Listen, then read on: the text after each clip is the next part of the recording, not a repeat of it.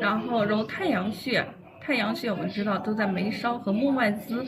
之间这个凹陷处，骨头的凹陷处，我们可以用中指、食指拇指进行按揉，也是按揉50到100次。对于这种头昏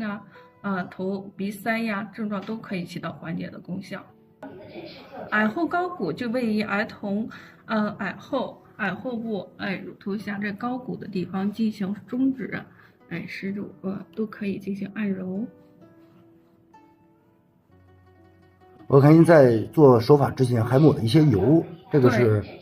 儿童皮肤比较娇嫩，如果是不擦一些油类的话，容易擦伤儿童的皮肤。我们在做的时候可以擦上儿童的面霜润肤油都可以，各种油类的东西都可以。儿童在感冒的时候最容易出现就是打喷嚏、鼻塞的症状，我们可以按揉